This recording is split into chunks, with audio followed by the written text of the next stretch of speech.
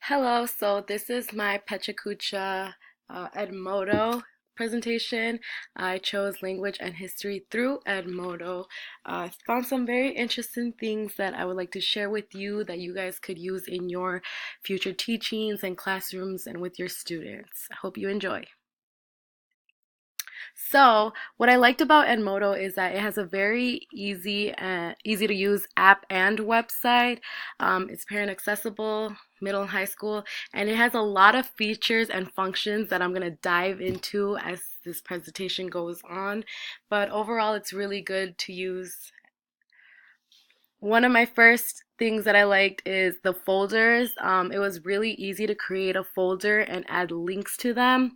I added a folder, and in one of my folders, it was language and world, and I added a bunch of other little things that the students could have as resources for their classrooms. Another thing that I liked was making assignments, which I thought was going to be a little weird on this, but it was really easy, and you can even put the due date that it's should be due, and even instructions and stuff. So this is one of the examples I had for mine. Um, I shared some of the contact because I was like ESL and history, so I put my like Duolingo class in there, and like it tracks on both sources, it tracks progression. And I also just like the format of the website because it reminds me of Facebook.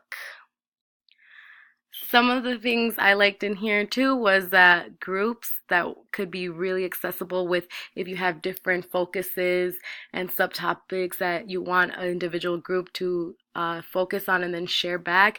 This would be a great use of that, and then you can post share within that group.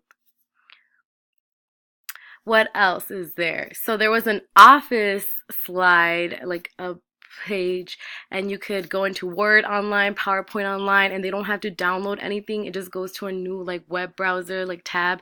And I thought that was really cool. And there's also a little place in Edmodo to have a planner in, which is organized for students. I also found this spotlight thing. I wasn't sure exactly what it was at first, but when I played around with it, it's other resources that either teachers have made or other publishers that can just help you all around in and include in your website. Here are some of the ones I found.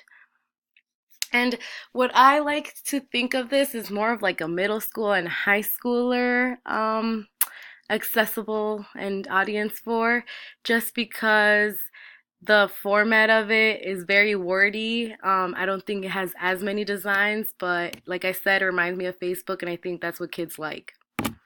And then I also wrote, like, started getting techie with it. I was scared at first. I didn't know what to do. There is a tab where you can have tips with teachers and you can check in with students if it's working out for them. You can also change the settings, the language settings to Spanish or English or whatever. So just have fun with it.